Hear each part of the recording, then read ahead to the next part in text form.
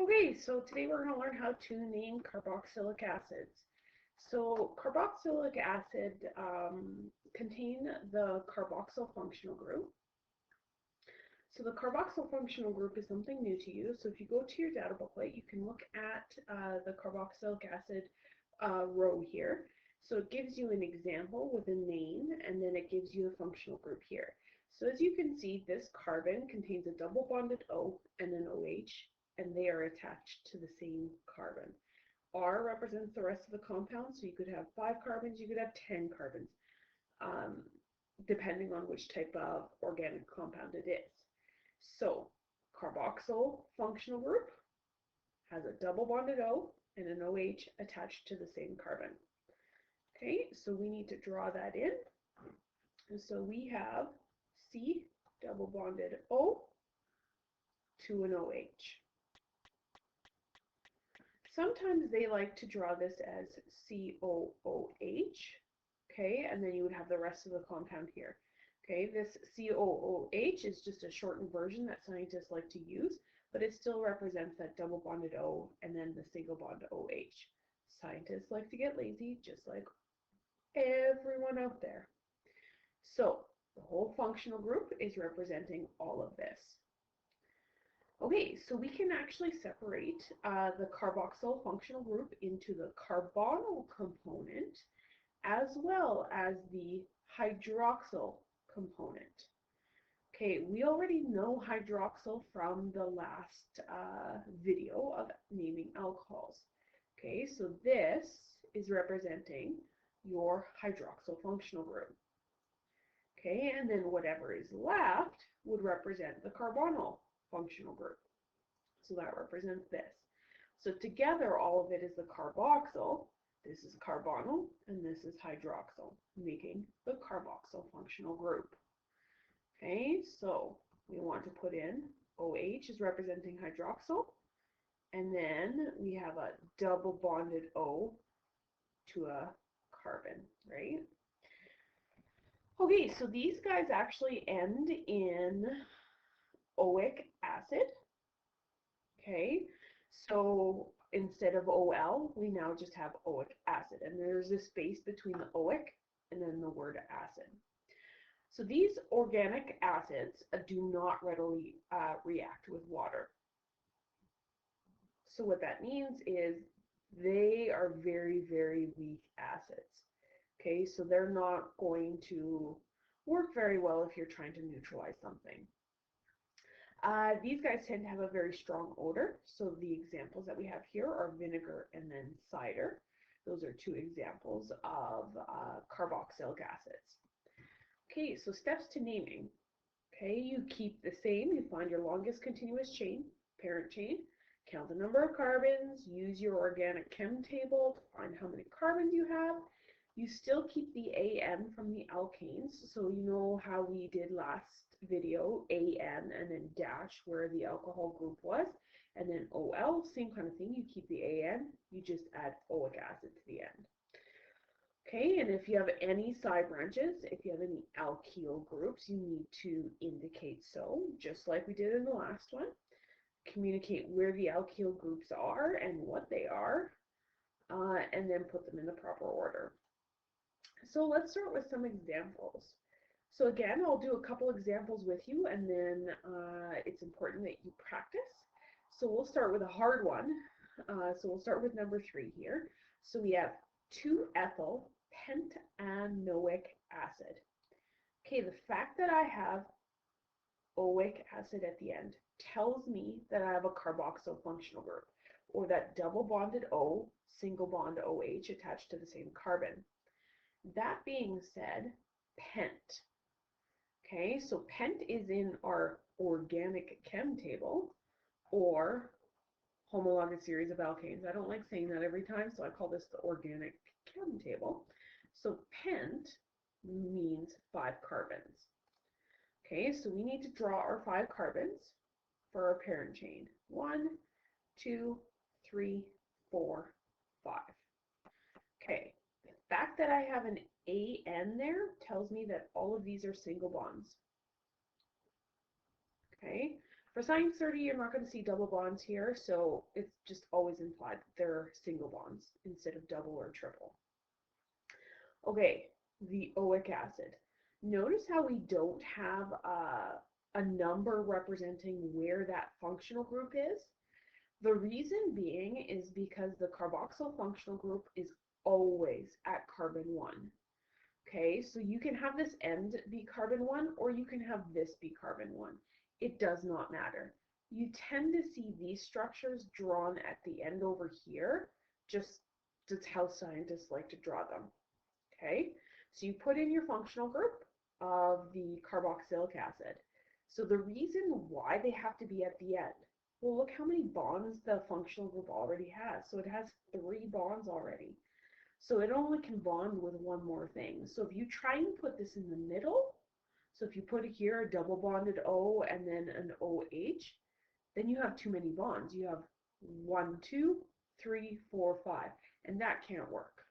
Okay, so you'll always find your carboxyl functional group at the end or at the beginning here. You won't ever find 2 for science 30.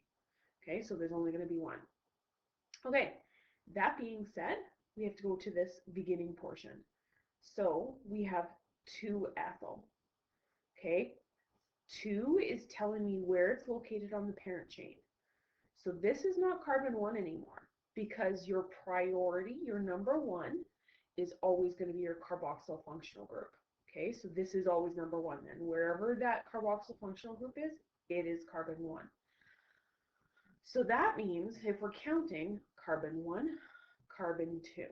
So we're going to have something off of carbon 2. So we have an ethyl group. So eth in organic chem speak, or that first table, eth means 2 carbons. So I'm going to have 2 carbons off that bond at location 2.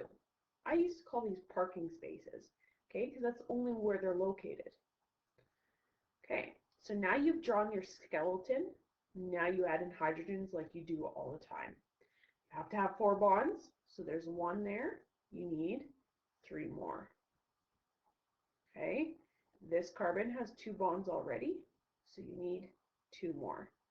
This carbon has 2 bonds, you need 2 more. This carbon has 1, 2, 3 bonds, therefore you only need 1. This carbon has 1, 2, 3, 4 bonds. Okay, so it doesn't need any more. So now you go to your alkyl group, your ethyl group down here. So you have 2 bonds already, so you need 2 more to make 4. This carbon has 1, so you need 3 more to make that bond correct.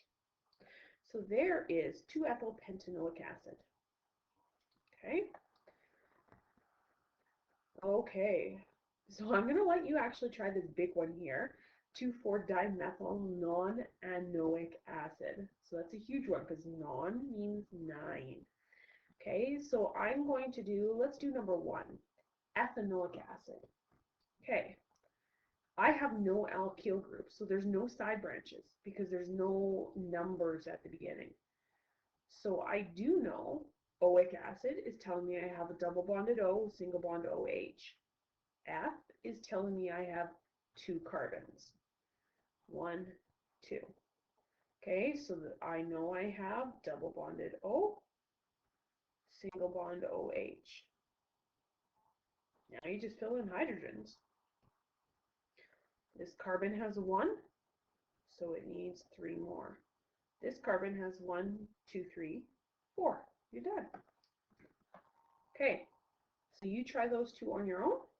You can pause the video and then check if you so wish with the filled in version. And I'm going to do 2 examples of going from formula to name. Okay, so this is where your highlighters come into play. Okay, your first step is to find whatever the functional group is. Okay, so we know we're in carboxylic acids, so here's my functional group. Okay, so that always takes priority. That has to be carbon 1. You have no choice in the matter. That has to be 1. So now you have to find your longest continuous chain. So count carbons. 1, 2, 3, 4, 5, 6. 1, 2, 3, 4, 5. Well, 6 is longer. 1, 2, 3, 4, 5. Oops, sorry. 1, 2, 3, 4, 5, 6. So it doesn't matter. Okay, you can go straight across, or you can go and make upside down C or an N. Sorry. So I'm going to highlight my longest continuous chain. Okay, and then I notice that I have two side branches. I have one right here, and I have the exact same one, so I'm going to use the same color up top. Okay, so how many carbons are in the parent chain? We said 6.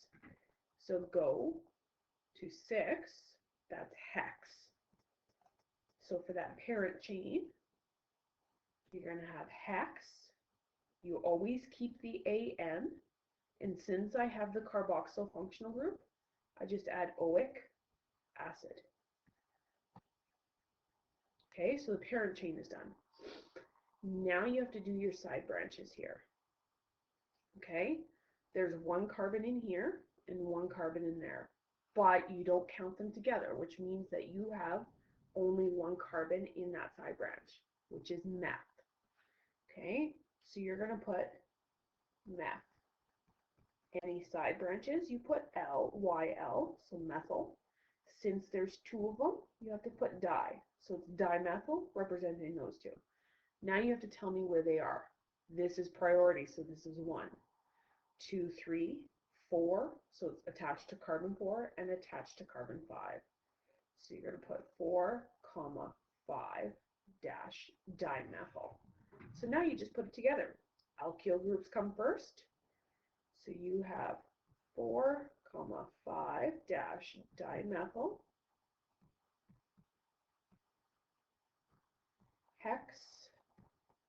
hexanoic acid.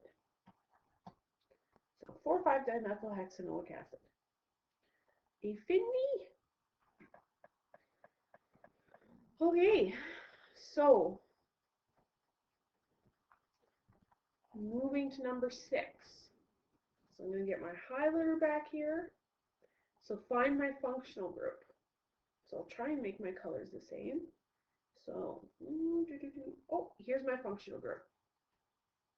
So I know that this is a carboxylic acid because the double bonded O and the single bond OH is attached to the same carbon.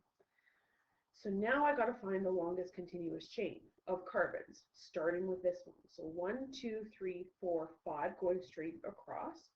1, 2, 3, 4, 5. They're both the same. 1, 2, 3, 4, 5, 6. So my longest continuous chain is a U-shaped here. I have no choice in the matter. Okay, and now I have side branches. There's one there. Oh, and it's the exact same, so I'm using the same color. They might be different. Okay, so now we get to start naming. So my parent chain, we decided that there was 2, 3, 4, 5, 6. So 6 again is hex. So we still have hexanoic acid. Okay, now I've got to figure out where these are located. Okay, they're still methyl groups and it's dimethyl because there's 2. So very similar to the last one. So I know dimethyl. Okay, and then I look at where they're located. So 1, 2, 3, 4. So this one's attached to 4 and this one's attached to 4. So even though they're both attached to 4, you still have to put 4, 4 dash. Because one's at parking spot 4 and then the other's on the other side of parking spot 4. Okay, now you put them together. So 4, 4 dimethyl